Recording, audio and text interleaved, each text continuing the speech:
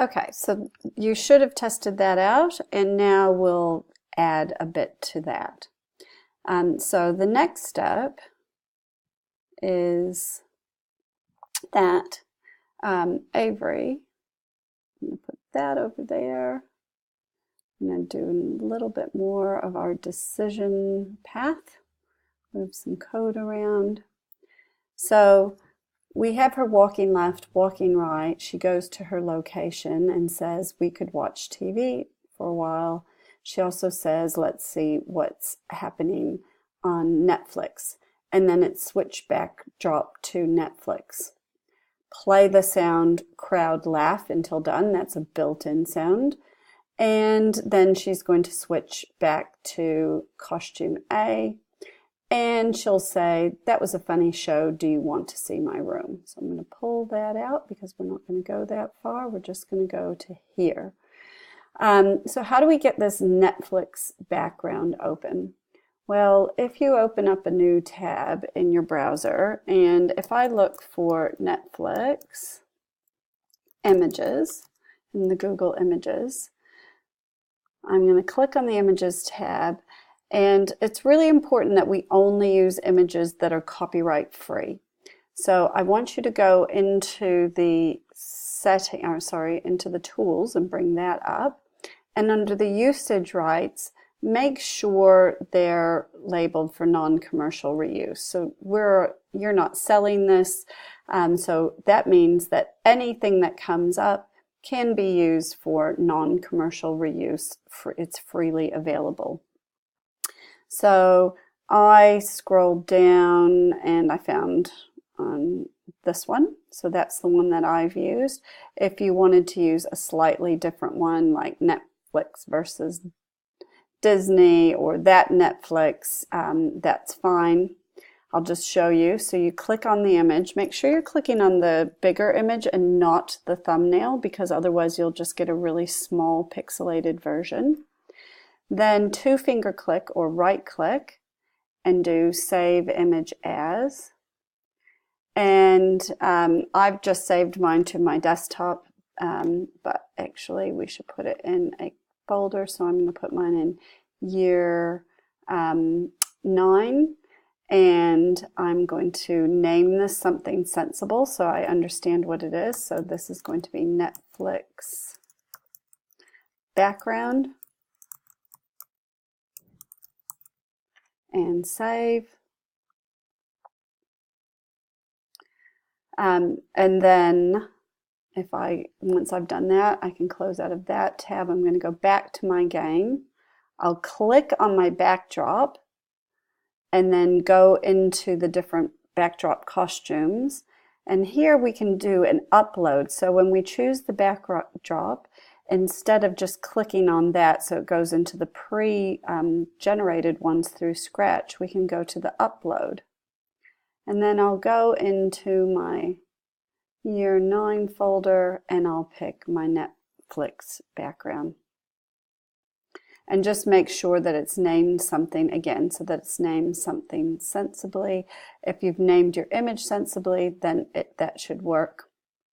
I'm just going to, well, I'll delete the other one that I had, just so that, and if you want to take some time now to find it in a similar way, you can. I did the same thing. I looked for an image of somebody jumping into a pool, and I uploaded that, and it's called Girl Jump Swim. I named that just so that I would have that available. So you can pause the video at this stage and make sure that you've got 2 additional backdrops loaded.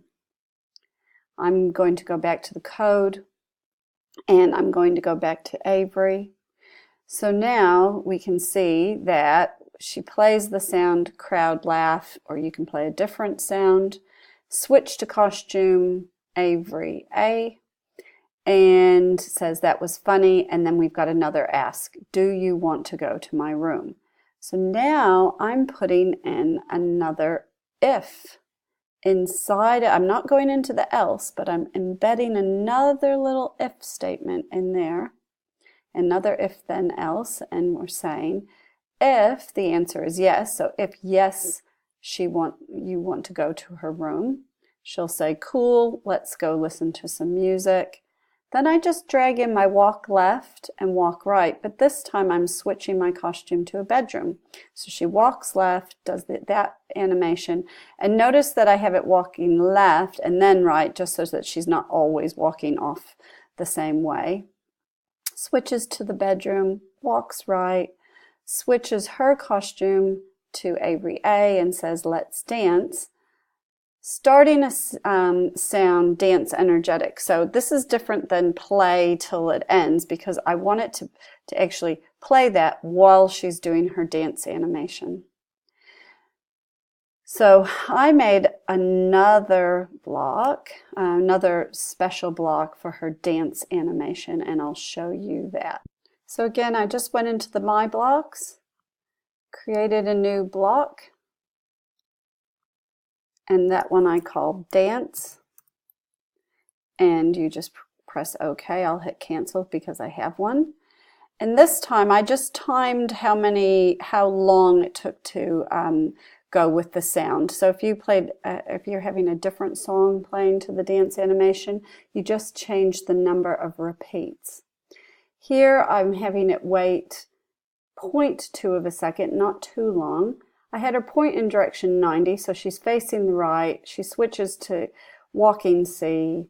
She waits 2 seconds, goes to Avery A, waits another 0.2 of a second, changes her direction, switches to walking D, and then waits for 0.2 of a second and goes to Avery B. You can play with the different costumes and see what kind of an effect. There are if you're wanting to do a dance, there are other characters that have a dance. So you could bring in another character that has a dance. For example, there's Cassie, and there's some guys in there I know of that have dance moves. So you can bring in one of those characters, but that's how you create that sort of an animation effect. So now that I have that defined, I can drag that block in. So we'll go back to our other code. So now we have the dance. So that's sort of the end of this part of the decision of the adventure. So then the music will play and she'll run her dance animation. Right? What happens if you don't want to see her room? What if you type in no? Well, she'll say, let's go to the playground instead. She'll walk to the left, switch the backdrop to playground, walk to the right, and then switch to her Avery B costume. So that would be the end of that part of our little path of the adventure. The other thing we need to look at, so remember we had our main if else. So those are all the things that happen if you answer yes initially. But what happens if you answer no? Well, we need some other things to happen in there. So we'll look at that code now. So this is what's going to happen, the sequence, if she says no. So this is the outer else. Or if the person says no. So she'll say, okay, how about we go to the park? See, we're reusing these blocks of code that we've already made, so you don't have to program them again. She'll walk right, wait for around 0.2 of a second.